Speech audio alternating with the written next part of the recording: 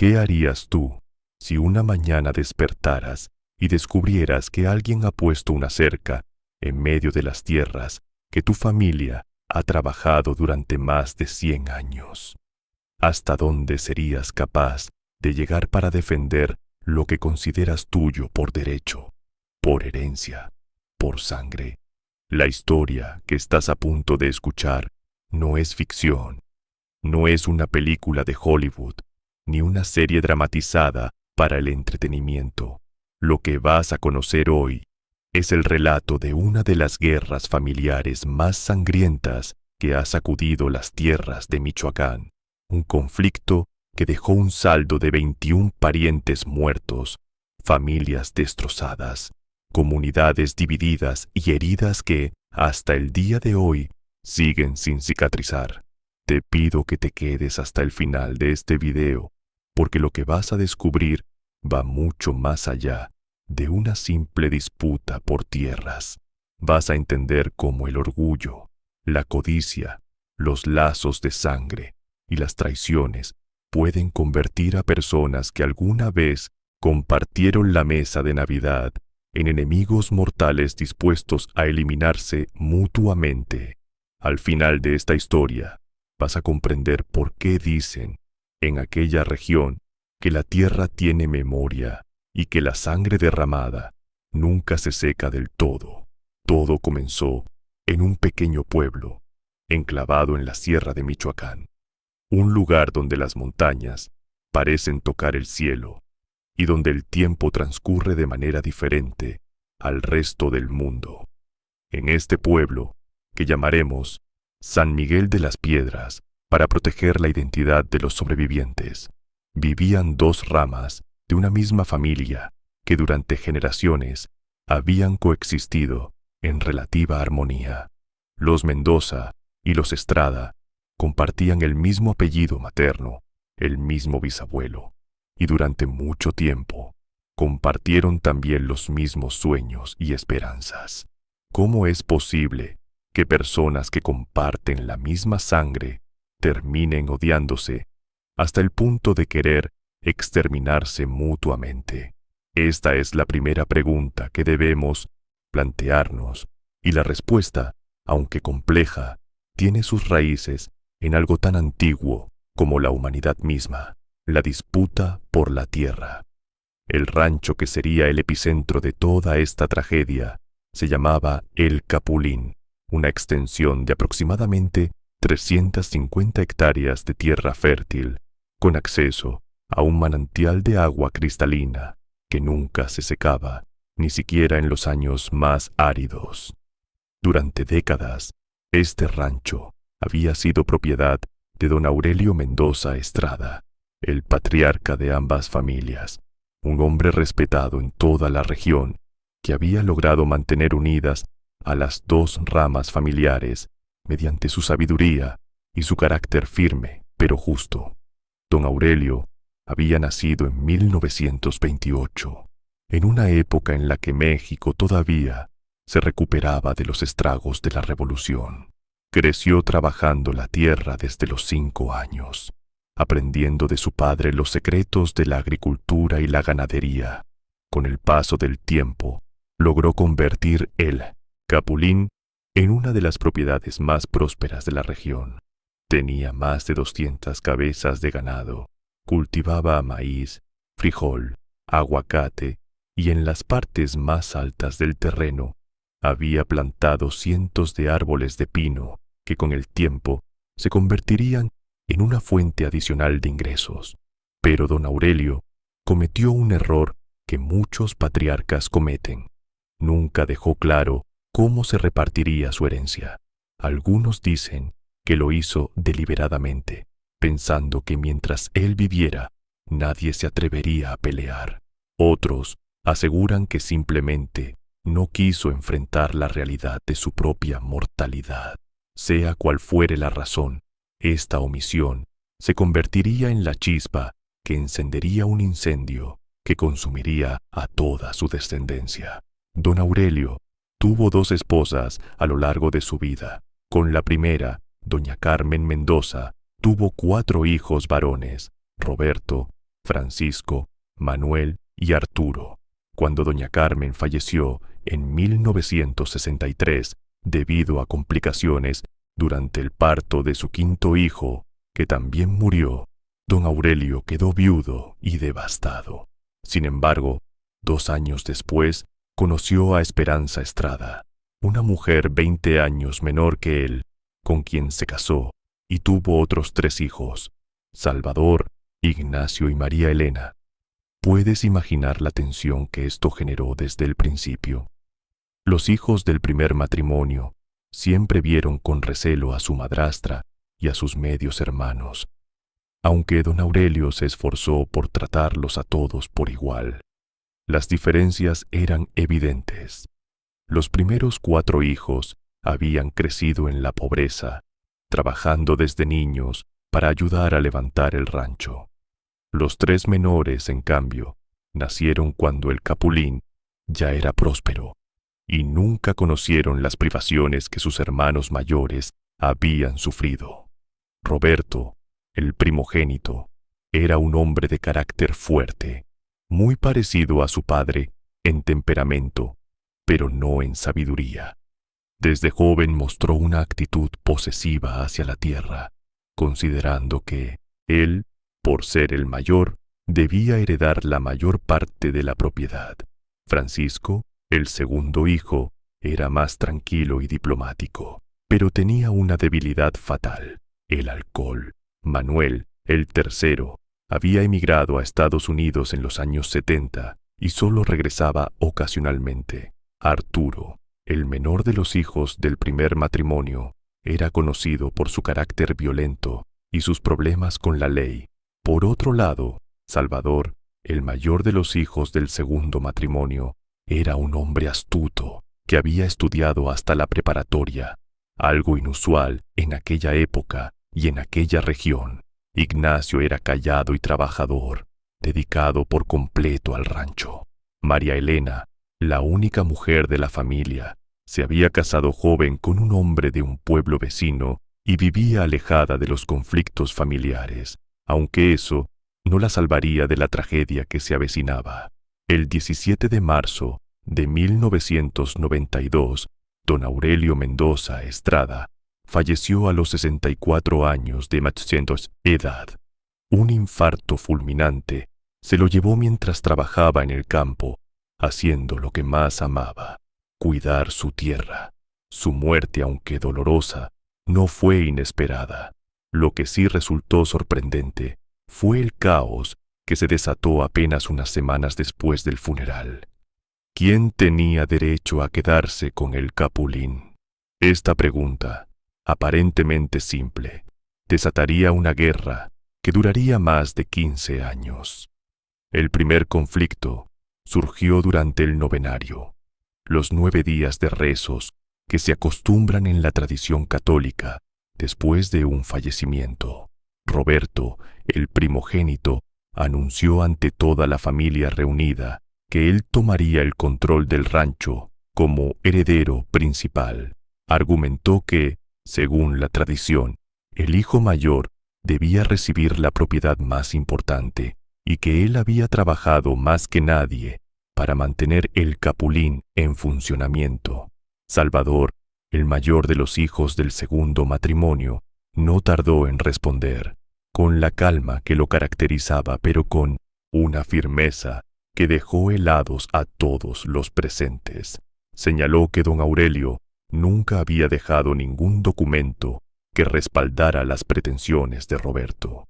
Además, recordó que él y sus hermanos también eran hijos legítimos y tenían exactamente los mismos derechos que los demás. Las palabras se fueron calentando. Las esposas de ambos hombres comenzaron a intervenir, echando más leña al fuego. Los primos, que hasta ese momento habían permanecido en silencio, empezaron a tomar partido. En cuestión de minutos, la casa donde se velaba a don Aurelio se convirtió en un campo de batalla verbal. Solo la intervención del sacerdote del pueblo logró calmar los ánimos temporalmente, pero el daño ya estaba hecho. Las líneas habían sido trazadas y las familias estaban divididas. Durante los siguientes meses, ambos bandos intentaron encontrar cualquier documento que respaldara sus reclamos. Roberto contrató a un abogado de Morelia que le aseguró que podía obtener la propiedad mediante un juicio de sucesión intestada. Salvador, por su parte, encontró a un notario corrupto que estaba dispuesto a elaborar documentos falsos que supuestamente don Aurelio había firmado antes de morir. Las mentiras y las manipulaciones comenzaron a multiplicarse. ¿Hasta qué punto la ambición puede cegar a las personas y hacerles olvidar los lazos que las unen? Esta pregunta se volvería cada vez más relevante conforme avanzaba el conflicto. El primer acto de violencia ocurrió en septiembre de 1992, apenas 6 meses después de la muerte de don Aurelio. Una noche, alguien incendió el granero donde la familia guardaba la cosecha de maíz. Las llamas consumieron todo en cuestión de horas, llevándose consigo el trabajo de un año entero. No hubo heridos, pero el mensaje era claro: la guerra había comenzado. Roberto acusó públicamente a Salvador de haber ordenado el incendio. Salvador negó cualquier participación y a su vez acusó a Arturo, el hermano violento de Roberto, de haberlo provocado él mismo para culpar a los otros. Las acusaciones volaban de un lado a otro, pero nadie podía probar nada. La policía local, acostumbrada a mantenerse al margen de los conflictos familiares en la región, realizó una investigación superficial y cerró el caso sin encontrar culpables. Los meses siguientes fueron de tensa calma. Ambas familias continuaron viviendo en el rancho, pero las interacciones se redujeron al mínimo. Los hijos de Roberto y los hijos de Salvador, que antes jugaban juntos y se consideraban hermanos, ahora se miraban con desconfianza y hostilidad. Los caminos del rancho se dividieron informalmente. Unos pasaban por un lado, otros por el otro, evitando cruzarse a toda costa. En enero de 1993, el conflicto legal comenzó formalmente. Roberto presentó una demanda de sucesión intestada ante el juzgado de primera instancia, reclamando el 70% de la propiedad para él y sus hermanos de padre y madre, y solo el 30% para los hijos del segundo matrimonio. Salvador respondió con una contrademanda, argumentando que la división debía ser equitativa entre todos los herederos, independientemente de quién fuera su madre. El proceso legal se alargó durante años. Los abogados de ambas partes encontraron manera de presentar recurso tras recurso, apelación tras apelación, manteniendo el caso abierto mientras cobraban honorarios cada vez más elevados. Mientras tanto, la situación en el rancho se deterioraba. El ganado comenzó a desaparecer misteriosamente. Los cultivos eran saboteados, las cercas aparecían cortadas y el ganado de un bando invadía las tierras del otro, causando daños a los sembradíos. ¿Quién estaba detrás de estos actos de sabotaje? Durante mucho tiempo, nadie pudo probarlo, pero todos sospechaban de todos. La desconfianza se había convertido en el aire que respiraban. El 28 de abril de 1994 ocurrió el primer derramamiento de sangre. Esa tarde, Arturo, el hermano violento de Roberto, se encontró en un camino del rancho con Ignacio, el hijo callado de Esperanza Estrada. Nadie sabe exactamente qué palabras intercambiaron, pero los testigos afirman que la discusión subió de tono rápidamente. Arturo, que siempre cargaba un arma, desenfundó su pistola. Ignacio, que iba desarmado, intentó huir, pero recibió un disparo en la espalda que lo dejó paralítico de la cintura para abajo. Arturo huyó a la sierra y no fue capturado sino hasta 3 meses después. Fue sentenciado a 12 años de prisión por tentativa de homicidio, pero solo cumplió 6 gracias a las reducciones de sentencia. Este acto de violencia, lejos de asustar a las familias y hacerlas recapacitar, solo sirvió para profundizar el odio. Salvador juró venganza y prometió que Arturo no saldría vivo de la prisión. Roberto, por su parte, se convenció de que sus hermanos estaban en peligro y comenzó a armar a toda su familia. Ignacio sobrevivió, pero quedó confinado a una silla de ruedas por el resto de su vida.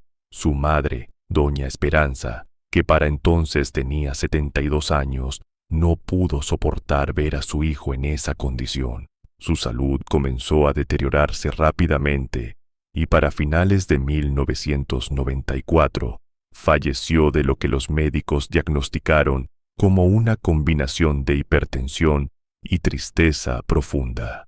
En el pueblo decían que había muerto de pena y probablemente tenían razón. La muerte de doña Esperanza añadió más leña al fuego. Sus hijos la culparon directamente a Roberto y sus hermanos, argumentando que el estrés causado por el conflicto y el ataque a Ignacio habían acabado con su vida. El funeral de doña Esperanza fue el último evento al que asistieron ambas ramas de la familia juntas, y apenas pudo mantenerse la paz durante las pocas horas que duró la ceremonia.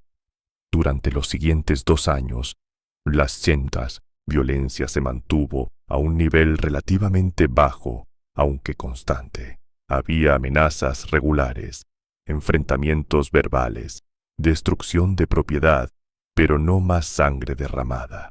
Sin embargo, todo cambió en la primavera de 1997, cuando un evento inesperado alteró el equilibrio de poder. Manuel, el hermano que había emigrado a Estados Unidos décadas atrás, regresó a México.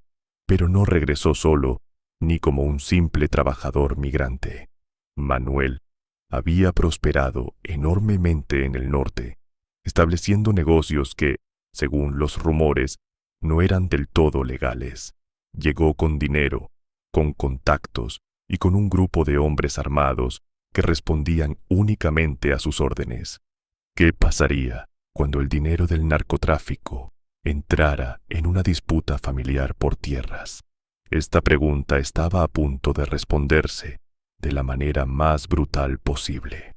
Manuel se alió inmediatamente con su hermano Roberto. Juntos idearon un plan para resolver el conflicto de una vez por todas, no mediante abogados ni tribunales, sino mediante la fuerza bruta.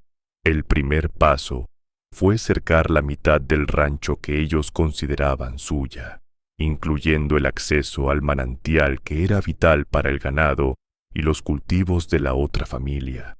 Salvador protestó, pero sus protestas cayeron en oídos sordos. Cuando intentó derribar las cercas, los hombres de Manuel lo detuvieron a punta de pistola y lo golpearon severamente delante de sus propios hijos. El mensaje era claro: las reglas del juego habían cambiado. Durante los meses siguientes, la familia de Salvador fue sometida a un asedio sistemático. Les cortaron el acceso al agua, lo que provocó la muerte de decenas de cabezas de ganado. Sus cultivos fueron destruidos repetidamente. Sus hijos fueron amenazados cuando iban a la escuela. Su casa fue baleada en varias ocasiones, aunque milagrosamente nadie resultó herido. ¿Por qué Salvador no simplemente se marchó? Esta es una pregunta que muchos se hicieron después.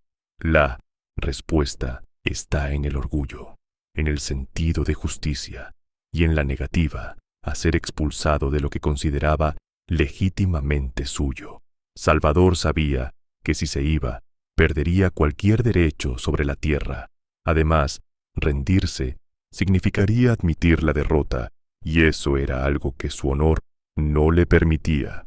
En lugar de huir, Salvador buscó sus propias alianzas. A través de un compadre que vivía en la costa de Michoacán, estableció contacto con un grupo del crimen organizado que operaba en aquella región. A cambio de una parte de las tierras, estos hombres acordaron proporcionarle protección y, si fuera necesario, ayudarlo a recuperar lo que le habían quitado.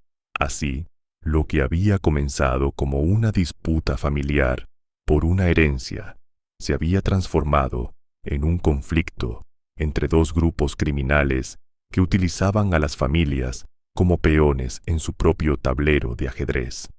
El rancho El Capulín, que una vez fue un paraíso de tranquilidad y prosperidad, se había convertido en un territorio en disputa entre fuerzas que superaban con creces a los involucrados originales.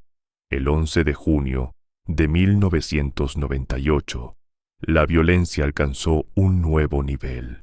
Un grupo de hombres armados emboscó a Francisco, el hermano alcohólico de Roberto, cuando regresaba de un pueblo vecino después de una noche de parranda. Su cuerpo fue encontrado al día siguiente en una cuneta con más de 30 impactos de bala. Tenía 49 años. Roberto enloqueció de dolor y rabia.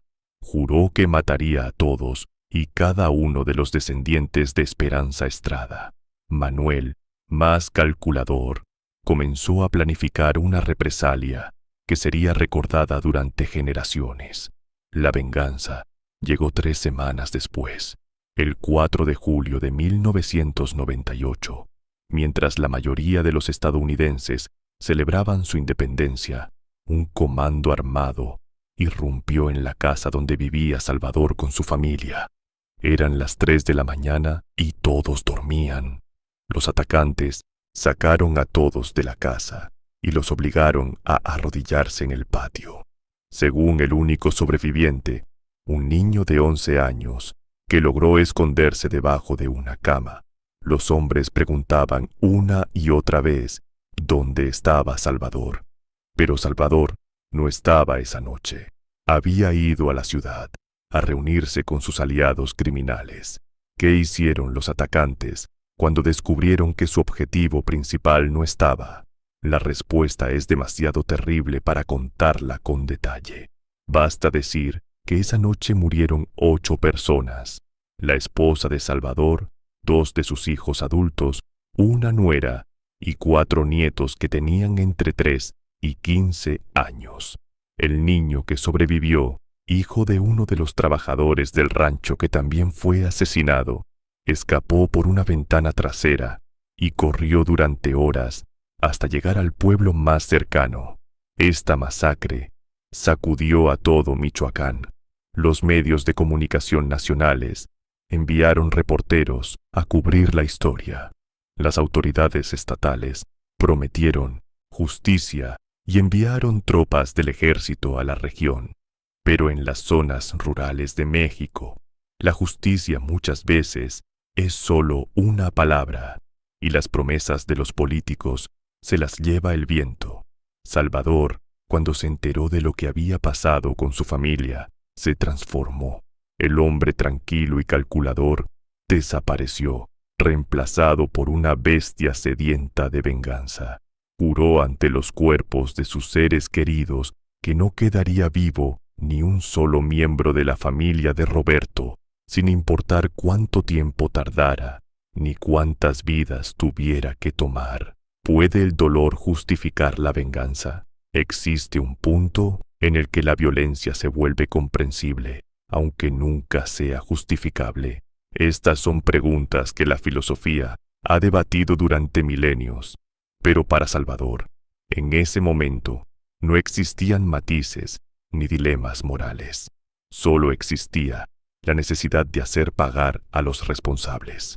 Los meses siguientes fueron un baño de sangre. En agosto de 1998, un sobrino de Roberto fue secuestrado y nunca apareció. En septiembre, un primo lejano fue encontrado colgado de un árbol en las afueras del pueblo.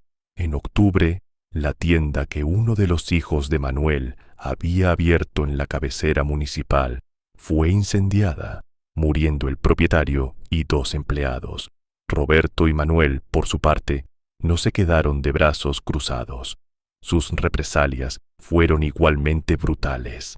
En noviembre, María Elena, la única hija de doña Esperanza, fue asesinada junto con su esposo en su propia casa, a pesar de que ella había intentado mantenerse al margen del conflicto durante todos esos años. Dejó 4 hijos huérfanos que fueron recogidos por parientes lejanos y llevados a vivir a otro estado. Para finales de 1998, el conteo de muertos ya superaba las 15 personas. El rancho, El Capulín, había sido abandonado por todos.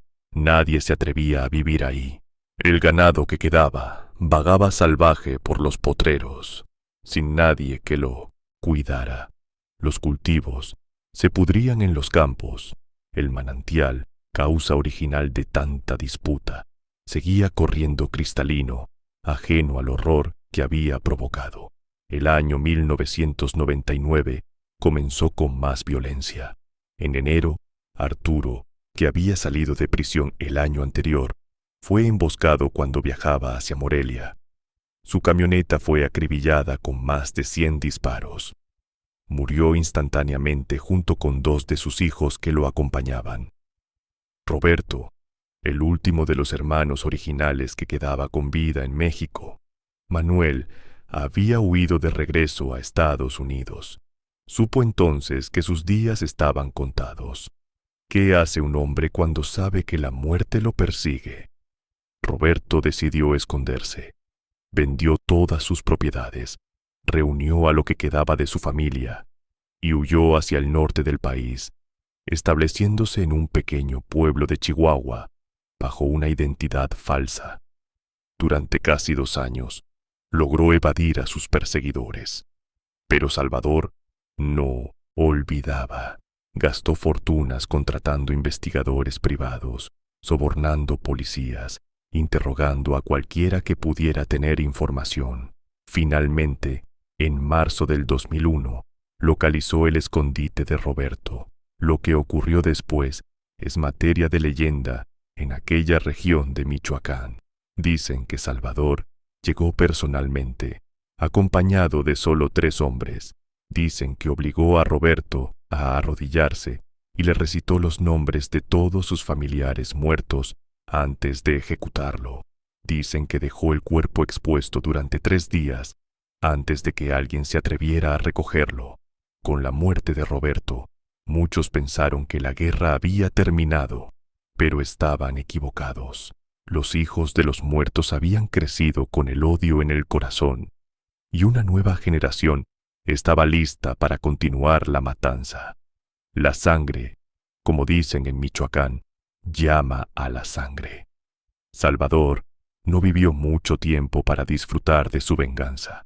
En septiembre del 2001, mientras caminaba por una calle del pueblo donde se había refugiado, un adolescente de 16 años se le acercó y le disparó 3 veces en el pecho.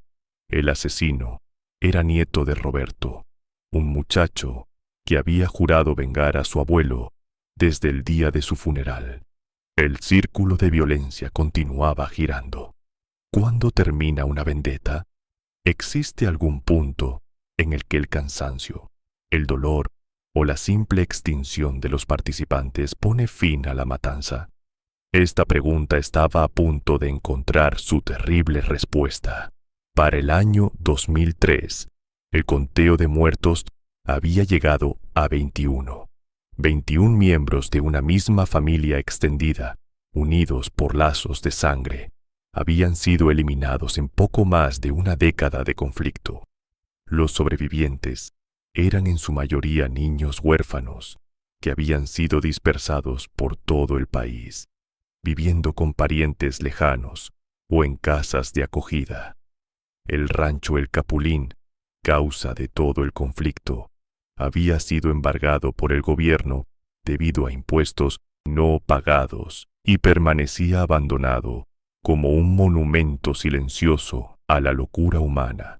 Las autoridades finalmente intervinieron con fuerza en 2004, después de que la violencia comenzara a afectar a personas que no tenían nada que ver con el conflicto original. Varios de los pistoleros contratados por ambos bandos fueron capturados y encarcelados. Los sobrevivientes adultos fueron dispersados mediante órdenes de restricción que les prohibían acercarse unos a otros. El pueblo de San Miguel de las Piedras quedó dividido, con familias enteras negándose a hablar con otras. Pero las heridas no sanaban. Los huérfanos crecían con historias de traición y muerte. Los ancianos morían llevándose a la tumba rencores que nunca habían podido resolver. Y de vez en cuando surgían rumores de que alguien planeaba reiniciar la guerra, de que algún nieto había jurado venganza, de que la sangre volvería a correr. Los años posteriores al 2004 fueron de una calma tensa y frágil, como la superficie de un lago congelado que podría romperse en cualquier momento. Los sobrevivientes de ambas familias habían sido dispersados por todo el territorio mexicano. Algunos incluso habían cruzado la frontera hacia Estados Unidos buscando escapar de un pasado que los perseguía como una sombra implacable. Pero como bien dicen los ancianos de aquella región michoacana, uno puede huir de muchas cosas, pero jamás puede huir de la sangre que corre por sus venas. ¿Es posible escapar verdaderamente de una tragedia familiar? ¿Puede una persona reinventarse por completo y dejar atrás el legado de violencia que heredó sin haberlo pedido? Estas preguntas atormentaban a los descendientes de aquella familia destrozada, especialmente a los más jóvenes, aquellos que habían sido niños cuando la guerra estalló y que ahora, convertidos en adultos, intentaban construir vidas normales sobre cimientos empapados de sangre. Entre los sobrevivientes más notables se encontraba Elena, la nieta de Salvador, que había logrado escapar de la masacre del 4 de julio de 1998, gracias a que esa noche se encontraba en casa de una compañera de escuela. Tenía apenas 9 años cuando perdió a su madre, a sus hermanos y a sus abuelos en una sola noche. Fue recogida por una tía materna que vivía en Guadalajara y creció alejada de Michoacán, pero nunca alejada de los recuerdos. Elena intentó durante años olvidar su pasado. Cambió su apellido, evitó cualquier contacto con familiares que pudieran recordarle lo sucedido y se sumergió en los estudios como una forma de escape. Se graduó de la universidad con honores en psicología, irónicamente eligiendo una carrera dedicada a ayudar a otros a superar sus traumas, mientras ella misma luchaba con los suyos propios. Se casó con un hombre de Ciudad de México que desconocía por completo su historia familiar, y durante un tiempo pareció que había logrado construir la vida normal que tanto anhelaba. Pero el pasado tiene una manera peculiar de alcanzarnos, sin importar cuán rápido corramos. En el año 2008, cuando Elena tenía 29 años y estaba embarazada de su primer hijo, recibió una llamada que cambiaría todo. Era un abogado de Morelia informándole que el gobierno había decidido subastar el rancho El Capulín para recuperar los impuestos atrasados y que como descendiente directa de don Aurelio Mendoza Estrada, tenía derecho preferencial de compra antes de que la propiedad saliera al mercado público. ¿Qué harías tú en su lugar? ¿Dejarías que la tierra que causó la muerte de 21 de tus familiares pasara a manos de extraños? ¿O intentarías recuperarla para darle un nuevo significado? Elena se enfrentó a este dilema durante semanas, sin poder dormir, sin poder concentrarse en nada más. Su esposo, cuando finalmente le confesó la verdad sobre su familia, quedó horrorizado pero comprensivo. Juntos decidieron viajar a Michoacán para ver el rancho y tomar una decisión informada. El viaje fue como descender a las profundidades de un infierno personal. Elena no había pisado tierra michoacana en casi 20 años, y cada kilómetro que se acercaba al pueblo de San Miguel de las Piedras, sentía que el aire se volvía más pesado, más difícil de respirar. Los paisajes que habían sido el telón de fondo de su infancia aparecían ante sus ojos como fantasmas verdes y montañosos, hermosos y terribles al mismo tiempo. Cuando finalmente llegaron al rancho El Capulín, Elena se derrumbó. La propiedad, que una vez había sido próspera y llena de vida, ahora era un esqueleto abandonado. La casa principal, donde habían ocurrido tantas reuniones familiares felices antes de la guerra, estaba en ruinas, con el techo parcialmente colapsado y las paredes cubiertas de vegetación invasora. Los corrales donde alguna vez pastaron cientos de cabezas de ganado ahora estaban vacíos y oxidados. El manantial, sin embargo, seguía corriendo con la misma pureza cristalina de siempre, indiferente al paso del tiempo y a las tragedias humanas. ¿Cómo puede la naturaleza ser tan implacablemente bella en un lugar donde ocurrieron tantas atrocidades? Esta contradicción golpeó a Elena con una fuerza inesperada. Caminó por los terrenos durante horas, tratando de reconciliar los recuerdos fragmentados de su infancia con la realidad devastada que tenía ante sus ojos. Encontró el lugar donde había estado la casa de su abuelo Salvador, ahora reducida a escombros cubiertos de maleza. Encontró los árboles de capulín que daban nombre al rancho, algunos todavía dando frutos que nadie recogía.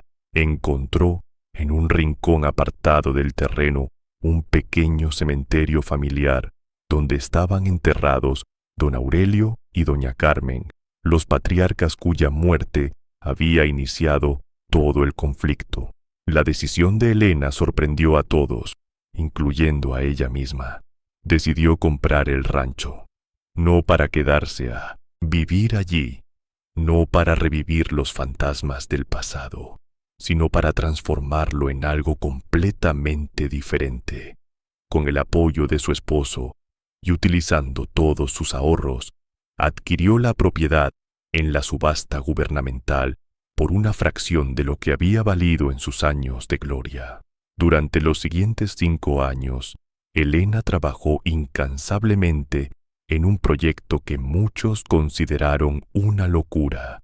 Demolió todas las estructuras que quedaban en pie, removió cada piedra que pudiera estar manchada con sangre o recuerdos dolorosos. Contrató a arquitectos paisajistas para rediseñar completamente el terreno. Y cuando todo estuvo listo, inauguró el Centro de Paz y Reconciliación El Capulín, un espacio dedicado a la mediación de conflictos familiares y comunitarios, con énfasis especial en comunidades rurales, donde las disputas por tierras amenazaban con escalar hacia la violencia. ¿Puede el lugar donde ocurrió tanta muerte convertirse en un símbolo de vida y reconciliación? Elena apostó todo a que sí era posible. Los primeros años fueron difíciles. Muchos en la región recordaban lo que había sucedido en aquellas tierras y se negaban a acercarse. Algunos familiares sobrevivientes de ambos bandos la acusaron de traición, de comercializar la tragedia, de faltarle el respeto a los muertos. Pero poco a poco, el centro comenzó a ganar credibilidad. El primer caso importante que manejaron fue, irónicamente, otra disputa por tierras entre familias vecinas en un pueblo cercano. Los mediadores del centro, capacitados en técnicas de resolución de conflictos y con el peso simbólico de trabajar en un lugar donde la falta de mediación había causado tantas muertes, lograron que ambas familias llegaran a un acuerdo sin derramamiento de sangre. Este éxito atrajo la atención de organizaciones no gubernamentales. del gobierno estatal e incluso de académicos internacionales que estudiaban los conflictos rurales en México. Pero la transformación del rancho no significó el fin de los problemas para los sobrevivientes de la familia. La violencia había dejado cicatrices que ningún centro de reconciliación podía sanar completamente. Muchos de los huérfanos que habían crecido dispersos por el país desarrollaron problemas de salud mental, adicciones, dificultades para formar relaciones estables. Algunos terminaron en prisión por delitos menores, incapaces de superar la rabia que llevaban dentro. Otros simplemente desaparecieron, cambiando sus nombres y cortando todo vínculo con su pasado. ¿Cuántas generaciones se necesitan para sanar las heridas causadas por una guerra familiar? Los expertos en trauma intergeneracional estiman que los efectos de eventos violentos pueden transmitirse hasta la tercera o cuarta generación. Esto significa que los bisnietos de don Aurelio, niños que nacieron décadas después de su muerte y que nunca conocieron el rancho original, todavía podrían estar cargando con el peso de aquella tragedia en formas que ni ellos mismos comprenden. Entre los casos más trágicos de los sobrevivientes se encontraba el de Rodrigo, nieto de Roberto, y el mismo joven que había asesinado a Salvador en venganza por la muerte de su abuelo. Después de cometer el crimen a los 16 años, Rodrigo fue capturado, juzgado como menor de edad y enviado a un centro de rehabilitación donde permaneció hasta cumplir los 21 años.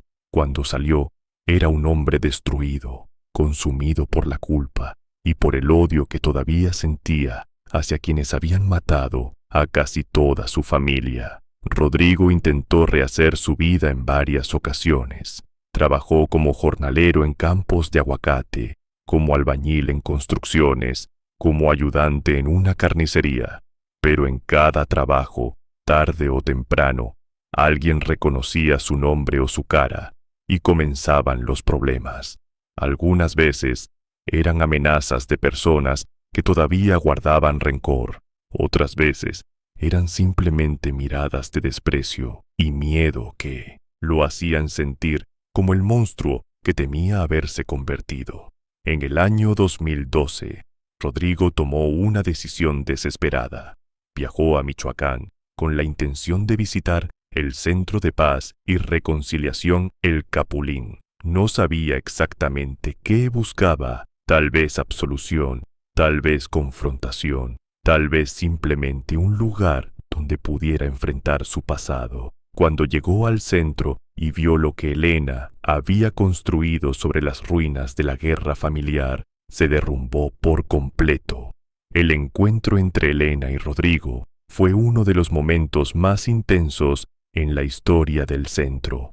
Aquí estaban, frente a frente, la nieta del hombre que había ordenado la muerte de casi toda la familia de él y el asesino del abuelo de ella. Dos personas unidas por lazos de sangre y separadas por un océano de violencia. Dos sobrevivientes de una guerra que ninguno de los dos había iniciado, pero que ambos habían perpetuado de diferentes maneras. ¿Es posible el perdón entre personas que han sufrido tanto a manos de sus propios familiares? Elena y Rodrigo pasaron horas hablando, llorando, gritando. Sacaron a la superficie décadas de dolor, de rabia, de preguntas sin respuesta. No llegaron a una reconciliación instantánea, porque ese tipo de reconciliación solo existe en las películas. Pero sí lograron algo importante: reconocerse mutuamente como víctimas de una tragedia que los había superado a todos. Rodrigo se quedó en el centro durante varios meses, primero como huésped, luego como voluntario. Participó en los programas de terapia que ofrecían, enfrentó sus demonios con ayuda profesional y poco a poco comenzó a reconstruirse. No olvidó lo que había hecho, ni lo que le habían hecho, pero aprendió a vivir con ello sin dejarse consumir.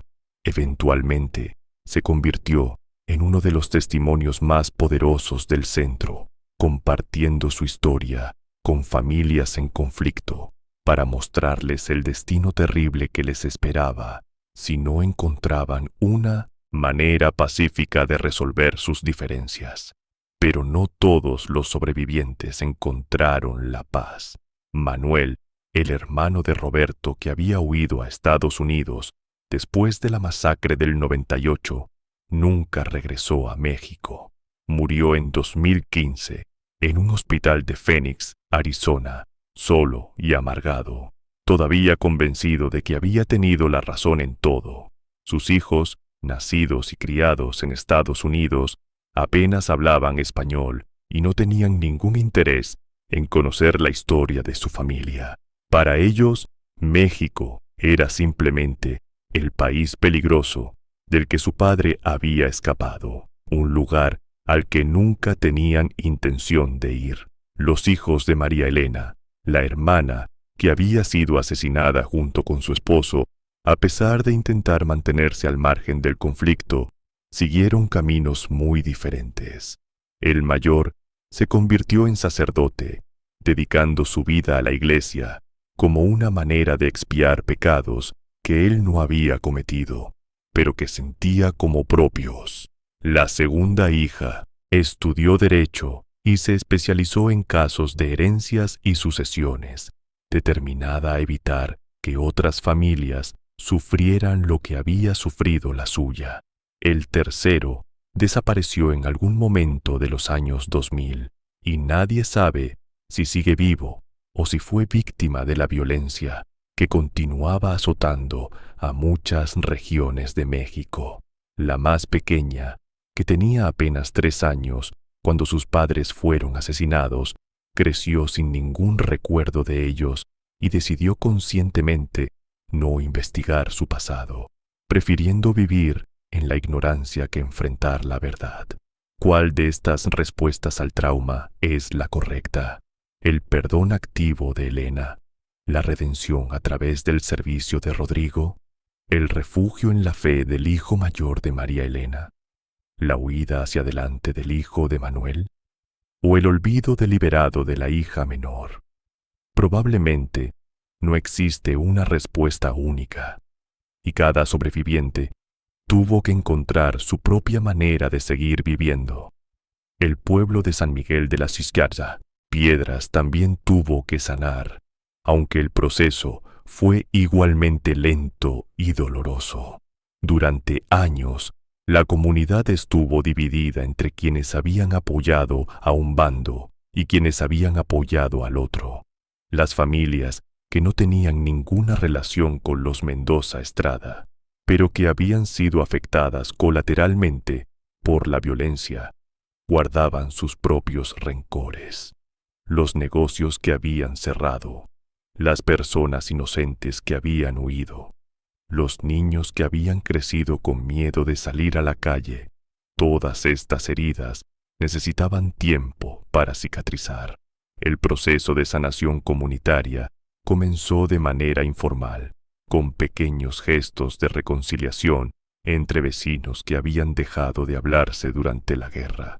Un saludo aquí, una sonrisa allá, un favor pequeño que rompía años de silencio hostil. Los sacerdotes locales jugaron un papel importante, organizando misas especiales por la paz y facilitando conversaciones entre familias enfrentadas.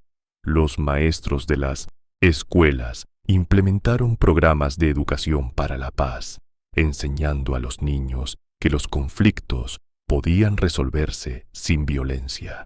Pero quizás el momento más simbólico en la sanación del pueblo ocurrió en el año 2018, cuando se cumplieron 20 años de la masacre del 4 de julio. Elena, con el apoyo del centro que había fundado, organizó una ceremonia conmemorativa a la que invitó a todos los sobrevivientes de ambos bandos de la familia, así como a los habitantes del pueblo que quisieran participar. ¿Asistirían? ¿Sería posible reunir en un mismo espacio a personas que habían pasado décadas odiándose. Las semanas previas al evento estuvieron llenas de incertidumbre. Hubo amenazas de boicot, rumores de que algunos planeaban usar la ocasión para reiniciar la violencia, y muchas personas que simplemente no querían reabrir heridas que creían cerradas. El día de la ceremonia, Elena despertó antes del amanecer, con el corazón latiendo tan fuerte que parecía querer escapar de su pecho. No sabía qué esperar. No sabía si había cometido un error terrible al organizar aquello. Pero cuando llegó al centro y vio que los primeros automóviles comenzaban a estacionarse, supo que algo importante estaba a punto de suceder. Vinieron más de 100 personas. Vinieron nietos de Roberto, que nunca habían conocido a nietos de Salvador. Vinieron ancianos que habían sido testigos de los primeros conflictos y jóvenes que solo conocían la historia a través de relatos de sus mayores. Vinieron periodistas que querían documentar el evento y académicos que estudiaban procesos de reconciliación. Vinieron curiosos del pueblo y de pueblos vecinos, personas que simplemente querían ver si era posible que enemigos mortales pudieran estar en el mismo lugar sin matarse. La ceremonia fue simple pero profundamente emotiva. Se leyeron los nombres de las 21 personas que habían muerto durante la guerra familiar, uno por uno, pausadamente, dando tiempo para que cada nombre resonara en el silencio. Por cada nombre se encendía una vela. Por cada nombre se escuchaban sollozos contenidos entre la audiencia. Algunos nombres provocaban reacciones más intensas que otros, dependiendo de quién estuviera escuchando, pero todos fueron honrados con el mismo respeto. Después de la lectura de nombres, varios sobrevivientes tomaron el micrófono para compartir sus experiencias. Rodrigo habló de cómo había asesinado a Salvador, siendo apenas un adolescente, y de cómo había pasado décadas atormentado por la culpa. Elena habló de la noche en que perdió a casi toda su familia y de cómo había decidido transformar el dolor en algo positivo. Una anciana de 87 años, prima lejana de don Aurelio, que había presenciado los primeros conflictos, habló de cómo las advertencias de los mayores habían sido ignoradas y de cómo la arrogancia de todos había conducido a la tragedia. Pero el momento más impactante vino cuando una mujer de mediana edad que nadie reconocía se acercó al micrófono. Se presentó como Teresa, hija de Francisco, el hermano alcohólico de Roberto, que había sido el primero en morir asesinado en 1998. Teresa había tenido solo 14 años cuando mataron a su padre y había pasado los siguientes 20 años huyendo de cualquier cosa relacionada con su familia. Vivía en Canadá, trabajaba como enfermera y había venido específicamente para esta ceremonia porque sentía que era hora de enfrentar su pasado. Lo que Teresa dijo ese día quedó grabado en la memoria de todos los presentes. Habló de cómo había odiado a su padre por ser alcohólico y por no proteger a la familia. Habló de cómo había odiado a sus tíos por iniciar la guerra. Habló de cómo había odiado a los primos del otro bando por matar a su padre. Pero sobre todo, habló de cómo ese odio la había consumido durante años, robándole la capacidad de ser feliz, de confiar en otros, de formar una familia propia. Y luego, con voz temblorosa pero firme, Teresa dijo algo que nadie esperaba. Dijo que perdonaba. No perdonaba los actos, que seguían siendo imperdonables. No perdonaba a quienes habían cometido las atrocidades, muchos de los cuales ya estaban muertos de todas formas. Pero perdonaba la situación, perdonaba las circunstancias, perdonaba el pasado que no podía cambiar. Y al perdonar, se liberaba a sí misma de la carga que había llevado durante 2 décadas. ¿Es posible perdonar lo imperdonable? Esta pregunta flotó en el aire durante el resto de la ceremonia. No todos estaban de acuerdo con las palabras de Teresa. Algunos sentían que perdonar era traicionar a los muertos. Otros sentían que la única manera de honrar a los muertos era precisamente dejando ir el odio que los había matado. No hubo consenso, y probablemente nunca lo habrá. Pero el simple hecho de que la conversación pudiera tener lugar, de que personas de ambos bandos pudieran estar en el mismo espacio escuchándose mutuamente, era en sí mismo un milagro. La ceremonia terminó con un acto simbólico propuesto por Elena. Había mandado construir un pequeño monumento en el centro del terreno, donde alguna vez estuvo la casa de don Aurelio. El monumento era una fuente de piedra que tomaba agua directamente del manantial que había causado tanta disputa. En la base de la fuente estaban grabados los nombres de los 21 fallecidos, sin distinción de bandos, todos mezclados alfabéticamente, como si nunca hubieran sido enemigos. Uno por uno, los asistentes fueron pasando junto a la fuente. Algunos dejaron flores, otros piedras pequeñas siguiendo la tradición judía, otros simplemente tocaron los nombres grabados con la punta de los dedos. Hubo abrazos entre personas que no se habían visto en décadas. Hubo disculpas murmuradas y aceptadas en silencio. Hubo lágrimas, muchas lágrimas, pero por primera vez en mucho tiempo. No todas eran de dolor. Algunas eran de alivio, de liberación, de esperanza tentativa. El Centro de Paz y Reconciliación. El Capulín continuó operando después de aquella ceremonia, con renovada energía y propósito. Elena expandió sus programas, trayendo expertos internacionales en resolución de conflictos y enviando a sus propios mediadores a capacitarse en otros países. El centro comenzó a recibir reconocimientos nacionales e internacionales por su trabajo y se convirtió en modelo para iniciativas similares en otras regiones de México afectadas por violencia. Pero Elena siempre fue clara en que el centro no era la solución a todos los problemas. La violencia en México continuaba, alimentada por el narcotráfico, la desigualdad, la corrupción y 1000 otros factores que ningún centro de reconciliación podía resolver. Las disputas por tierras seguían siendo una de las principales causas de conflictos rurales, y cada año surgían nuevos casos que amenazaban con repetir la tragedia del Capulín. ¿Qué lecciones podemos aprender de esta historia?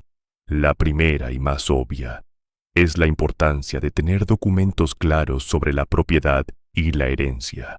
Si don Aurelio hubiera dejado un testamento específico, toda esta tragedia podría haberse evitado. La segunda lección es sobre la peligrosidad del orgullo. En cada etapa del conflicto hubo oportunidades de detenerse, de buscar mediación, de aceptar compromisos, pero el orgullo de los involucrados les impidió ver esas oportunidades hasta que fue demasiado tarde. La tercera lección es sobre cómo la violencia se alimenta a sí misma.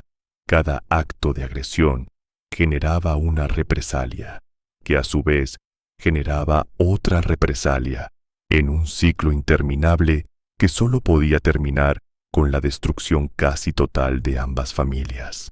La cuarta lección es sobre el papel del crimen organizado en magnificar los conflictos locales. Lo que comenzó como una disputa familiar se convirtió en una guerra cuando los carteles entraron en escena, proporcionando armas, hombres y una lógica de violencia que superaba todo lo que las familias originales habían imaginado. Y la quinta lección, quizás la más importante, es que la reconciliación es posible, pero nunca es fácil. Requiere tiempo, requiere voluntad. Requiere reconocer el dolor del otro sin minimizar el propio.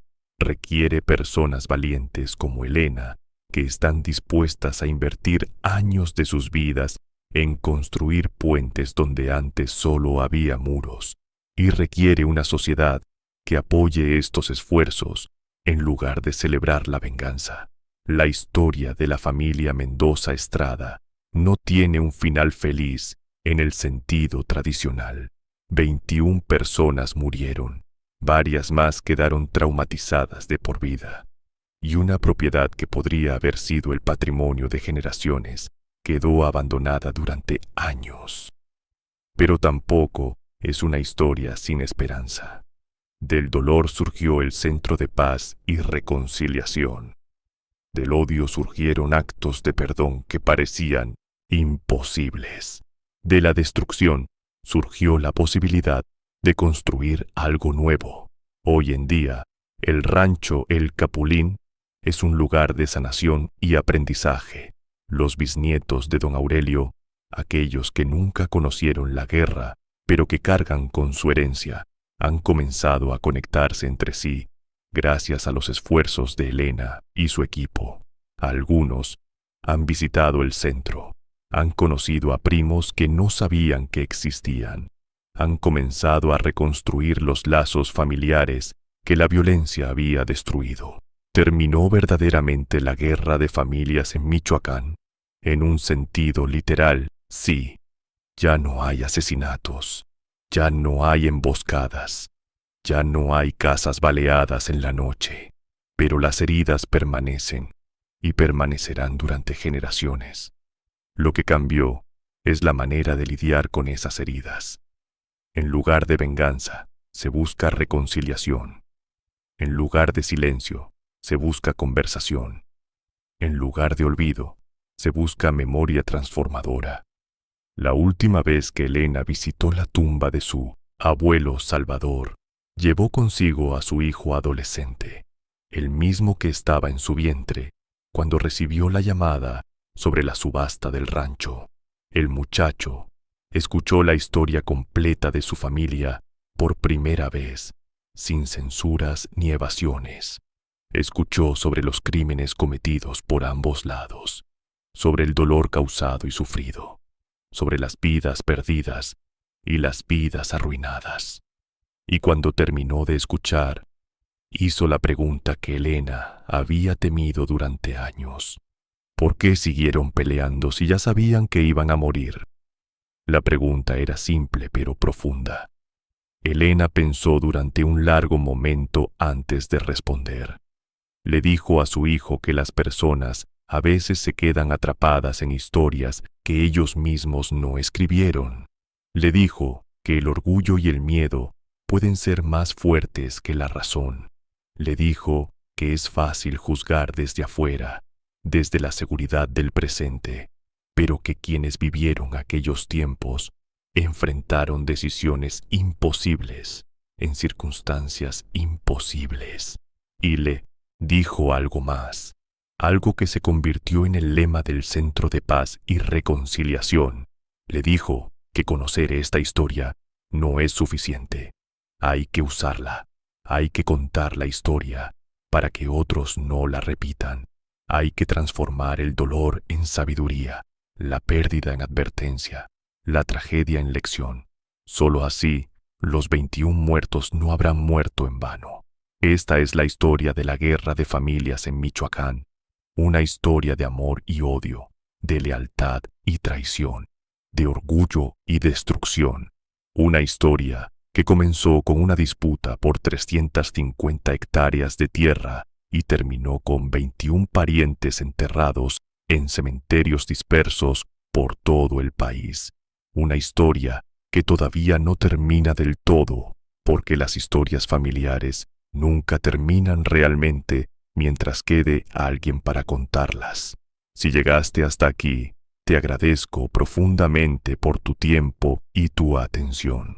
Esta historia no es fácil de escuchar, pero es necesaria. Es necesaria porque nos recuerda lo frágiles que son los lazos que nos unen y lo fácil que es destruir lo que ha costado generaciones construir. Es necesaria porque nos obliga a preguntarnos qué haríamos nosotros en circunstancias similares.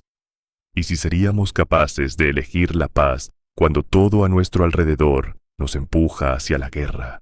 Ahora te pido que hagas algo importante. Si esta historia te impactó, si te hizo reflexionar, si te hizo sentir algo, compártela con alguien más. Dale like a este video, suscríbete al canal si todavía no lo has hecho y activa la campanita para recibir notificaciones de las próximas historias.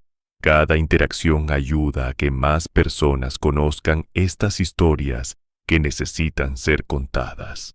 Déjame un comentario contándome qué parte de la historia te impactó más, o si conoces algún caso similar en tu propia comunidad. Tu participación es lo que mantiene vivo este canal y lo que nos permite seguir investigando y compartiendo historias como esta. Nos vemos en el próximo video, donde seguiremos explorando los rincones más oscuros y luminosos de la experiencia humana. Hasta entonces, cuida a tu familia, resuelve tus conflictos con palabras y recuerda siempre que la tierra puede esperar, pero la vida no.